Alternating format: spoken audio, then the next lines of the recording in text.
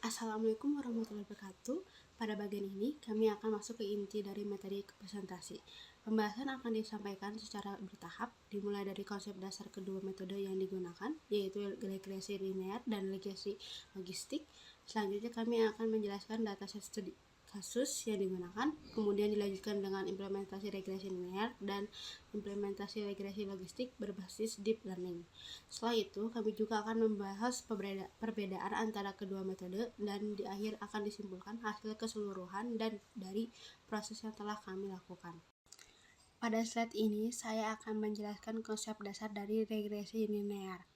Regresi linear merupakan metode prediksi nilai kontinu atau numerik, sehingga digunakan ketika outputnya berupa angka. Inti dari regresi linear adalah mencari hubungan linear antara variabel input dan output. Hubungan ini kemudian digambarkan dalam bentuk garis prediksi dengan persamaan umum Y sama dengan A plus Bx. Dalam metode ini, Y adalah nilai yang ingin diprediksi, X adalah input, A adalah intercept, B adalah koefisien atau kemiringan garis. Regresi linear menggunakan pendekatan least squares untuk menentukan garis terbaik, yaitu garis yang memiliki error kuadrat paling kecil terhadap data asli. Metode ini banyak digunakan dalam berbagai jenis prediksi seperti nilai ujian, harga rumah, penjualan, hingga nilai akhir mahasiswa seperti pada tugas kasus kita. Pada mekanisme regresi linear, terdapat beberapa langkah logis yang ditunjukkan pada tabel. 1. Garis prediksi dibentuk untuk mendekati seluruh titik data. 2. Error pada regresi dihitung menggunakan kuadrat selisih antara nilai asli dan nilai prediksi. 3. Semakin kecil error, maka semakin baik kualitas model. 4. Metode linear regresi ini menjadi dasar dari regresi dalam deep learning, terutama jika output menggunakan fungsi aktivasi linear. Dengan mekanisme ini, model dapat mempelajari pola data dan memberikan prediksi yang stabil dan terukur. Berbeda dari regresi linear, regresi logistik digunakan untuk klasifikasi biner, artinya output yang dihasilkan berupa dua kategori seperti 1. Lulus atau tidak lulus, 2. Ya atau tidak, 3. Positif atau negatif, dan sebagainya. Output pada regresi logistik bukan angka bebas, tetapi probabilitas dalam rentang 0-1. Untuk menghasilkan probabilitas tersebut, regresi logistik menggunakan fungsi sigmoid, yaitu fungsi yang membentuk kurva S dan mengubah skor linear menjadi nilai probabilitas. Model menggunakan threshold 0,5 sehingga 1 jika nilai probabilitas lebih dari sama dengan 0,5 maka diklasifikasikan sebagai kelas 1. 2. Jika probabilitas kurang dari 0,5 maka menjadi kelas 0. Dengan sifat tersebut, regresi logistik sangat cocok digunakan untuk prediksi status tertentu, termasuk kasus kelulusan mahasiswa yang menjadi fokus studi kasus kita. Pada mekanisme regresi logistik, alur kerjanya ditampilkan dalam bentuk tabel. 1. Model mengubah skor linear menjadi probabilitas menggunakan fungsi sigmoid. 2. Proses training menggunakan binary cross entropy atau BCE sebagai fungsi loss karena BCE sangat ideal untuk masalah klasifikasi biner. 3. Model kemudian dituntun untuk mengurangi error klasifikasi, yaitu memperbaiki kesalahan prediksi kelas saat training. 4. Regresi logistik sangat cocok digunakan untuk studi kasus prediksi kelulusan karena outputnya berupa dua kategori, yaitu lulus atau tidak lulus. Oke, kita sudah menyiapkan dataset, di mana dataset yang kita siapkan itu sekitar 20 data, di mana ada beberapa input, ada jam belajar, kehadiran, nilai tugas, aktivitas kelas, motivasi, nilai akhir. Kalau yang lulus ini akan digunakan saat implementasi regresi logistik. Jadi untuk regresi linear akan menggunakan data segini.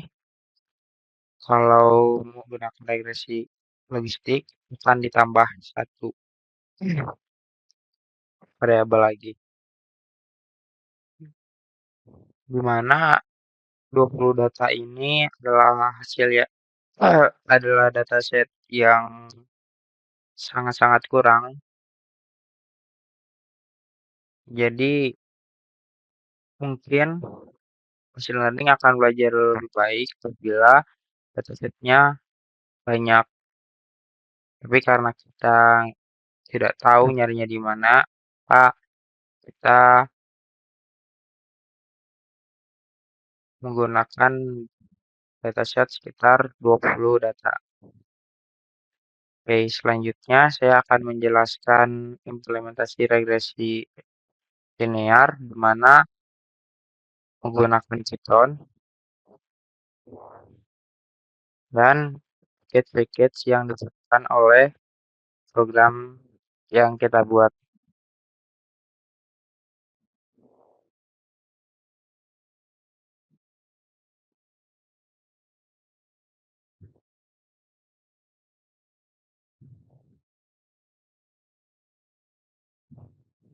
Oke,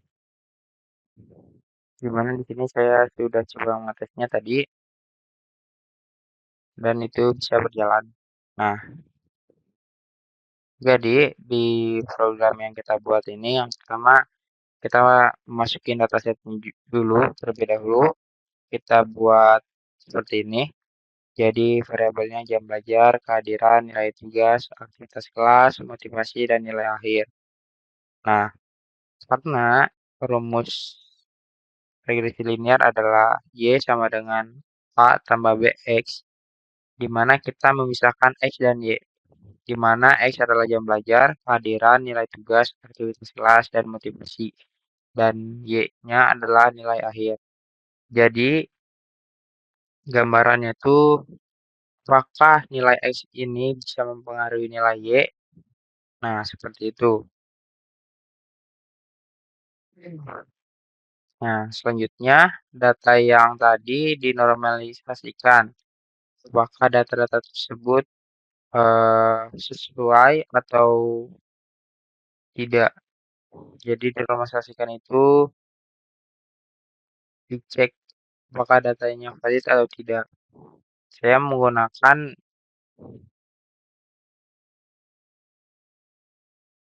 Inmax Scalar dari package sklearn. Nah, selanjutnya kita membuat model buat deep learning-nya, di mana saya menggunakan TensorFlow, di mana metodenya adalah linear. Nah,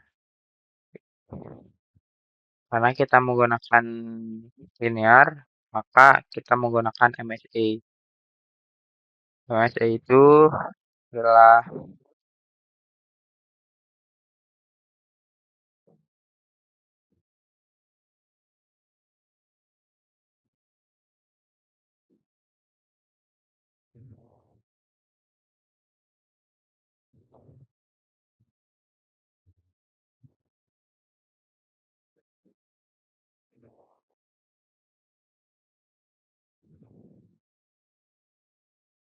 mean square error.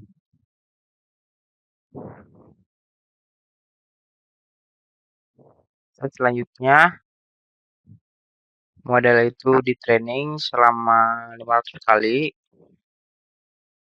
Lalu apa outputnya, apa yang dipelajarin oleh deep learning, kita simpan ke bobot. Nah, terus apa yang diprediksi dari yang dipelajari oleh deep learning. Saya menambahkan satu output di mana saat grafik turun, maka machine learning belajar dengan deep learning belajar dengan benar. Kalau lurus yaitu stuck, kalau naik maka modelnya tidak benar. Oke, langsung saja.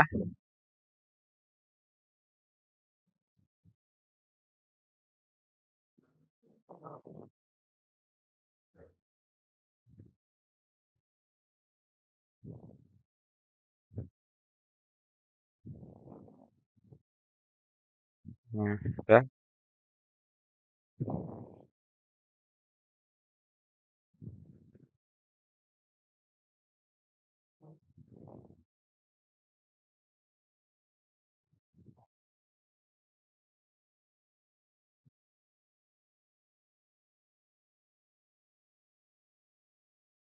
Nah, ini adalah output di mana saat turun maka model akan belajar dengan baik. Nah, ini terdiri dari 5 variabel tadi yang jam belajar sampai motivasi. Jadi machine learning itu belajar bahwa variabel kedua itu sangat mempengaruhi nilai akhir. Jadi variabel kedua berarti kehadiran sangat mempengaruhi nilai akhir.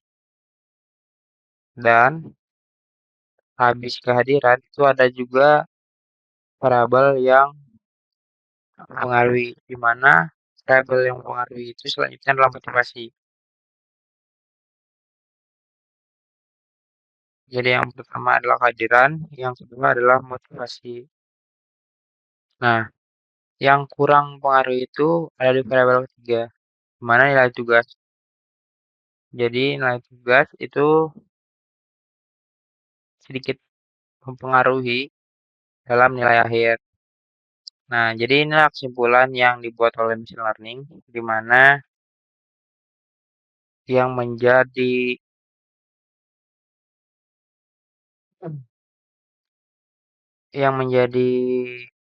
peran utama dalam nilai akhir adalah kehadiran. Gitu. Ini adalah output-output yang sudah coba dilakukan oleh machine learning. Oke, sekian presentasi dari saya.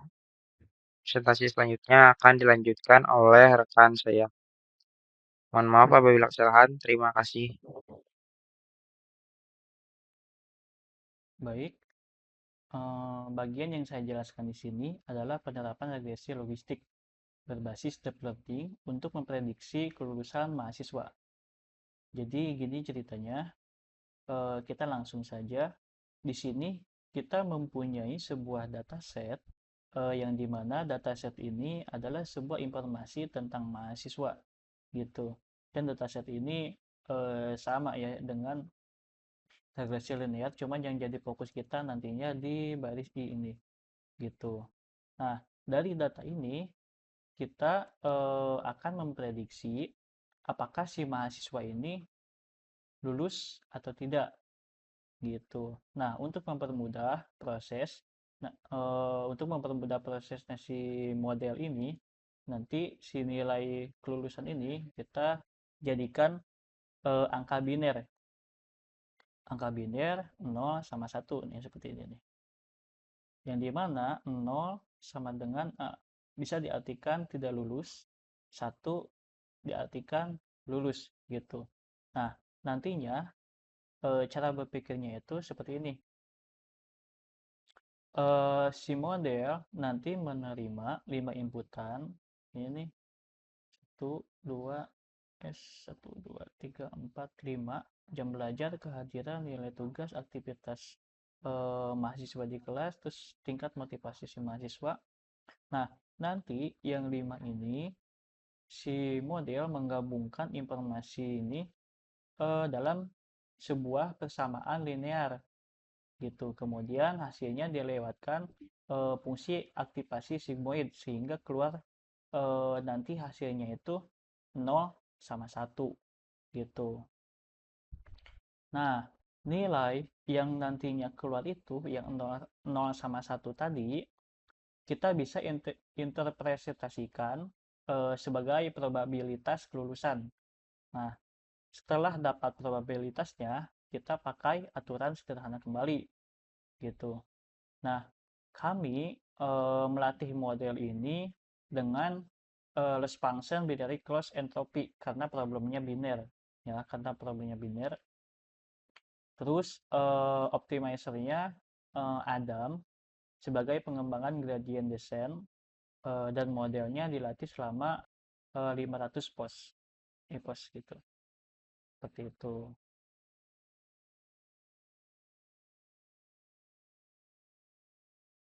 Oke.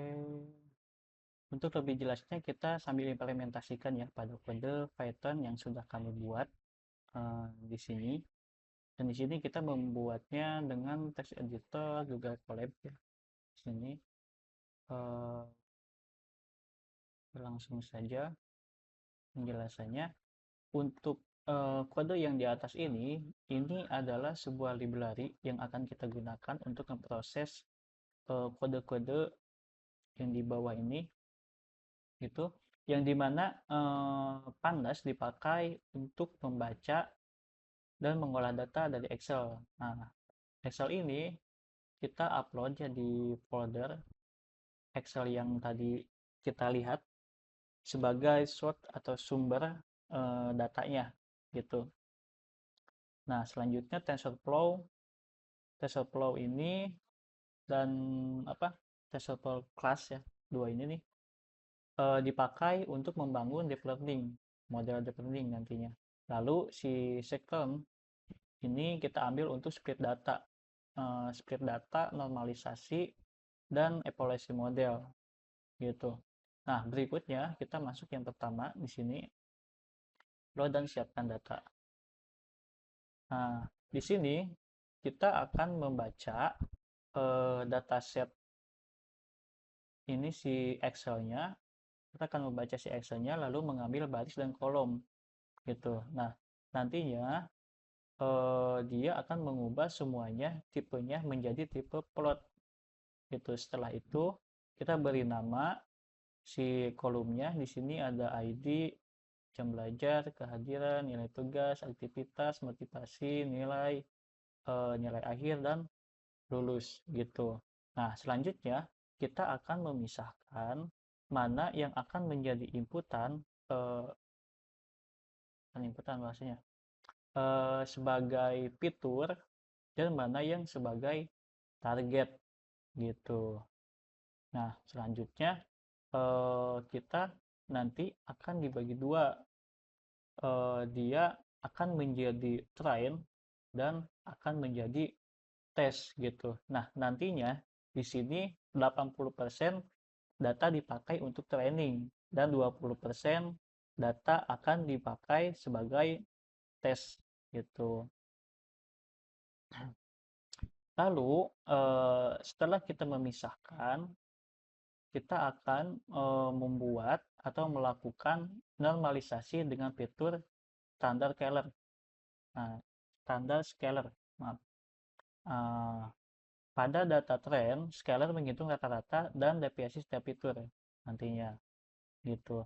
Nah, selanjutnya di bagian kedua yang ini tuh, bagian kedua bangun dan latih model. Di sini kita membuat model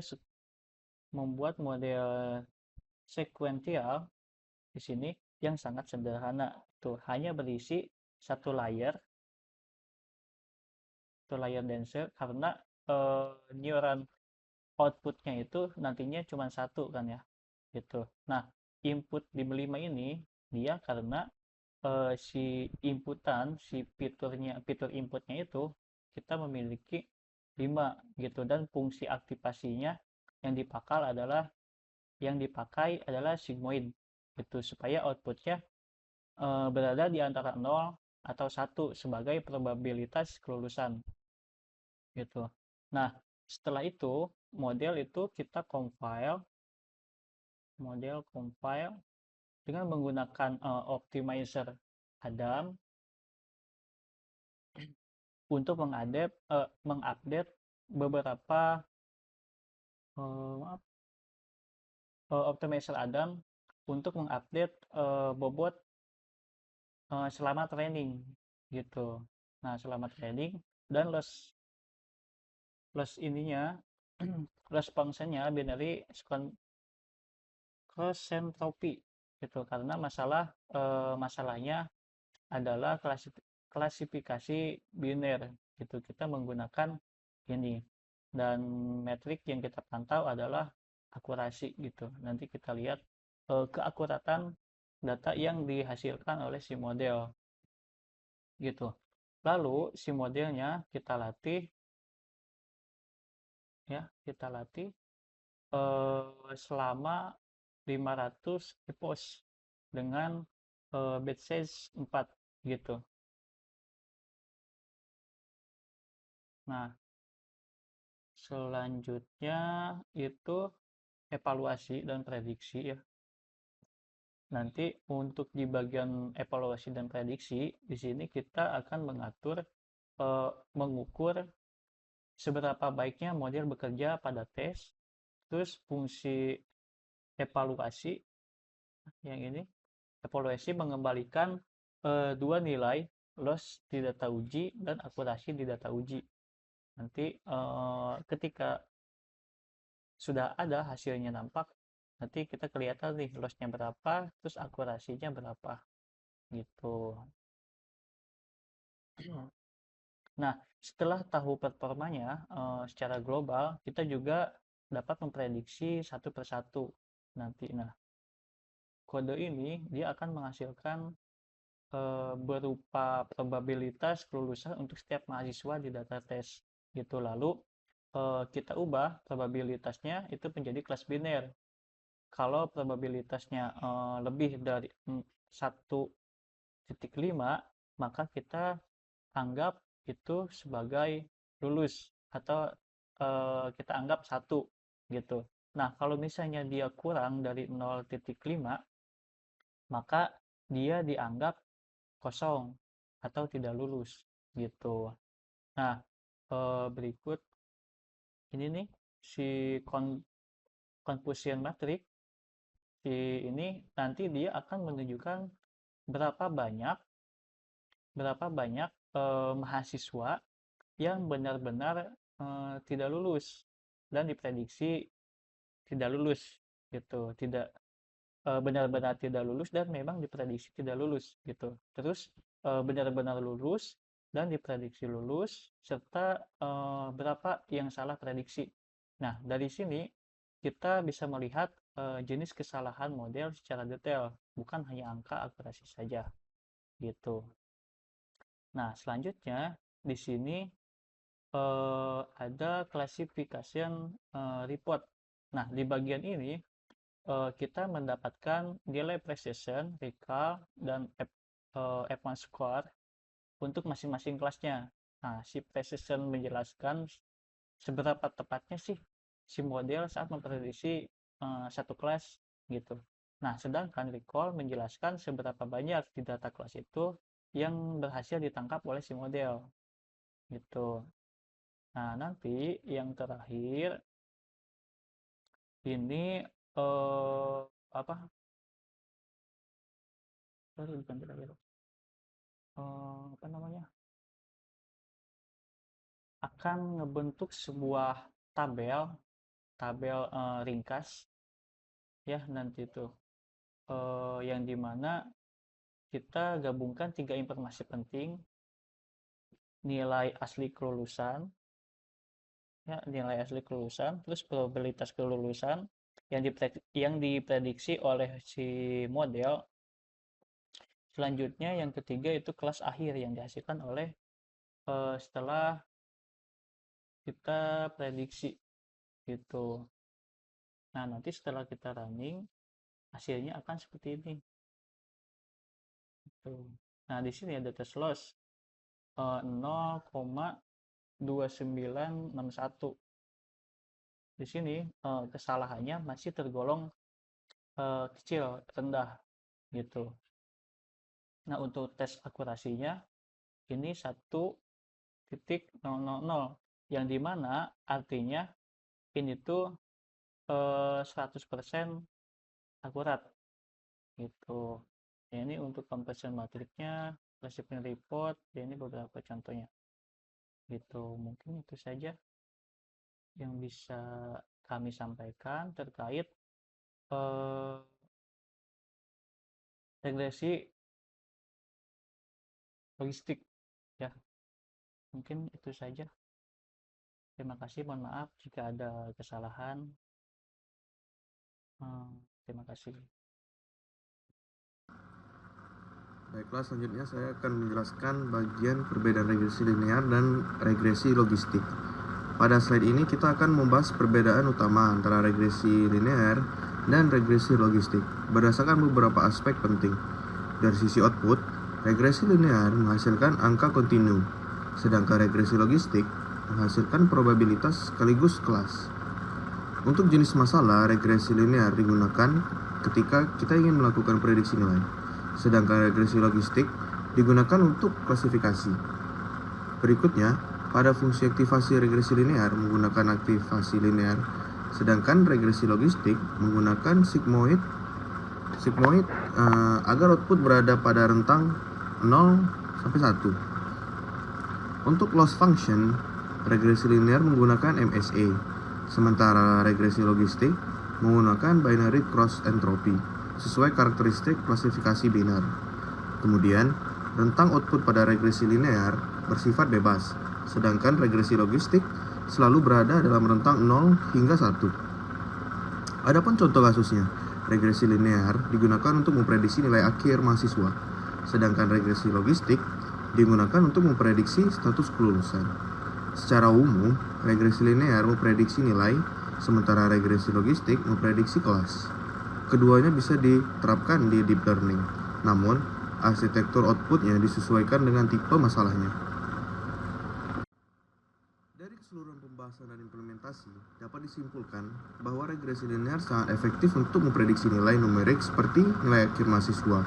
Sementara itu, regresi logistik lebih tepat digunakan untuk memprediksi kelas, misalnya status lulus atau tidak lulus.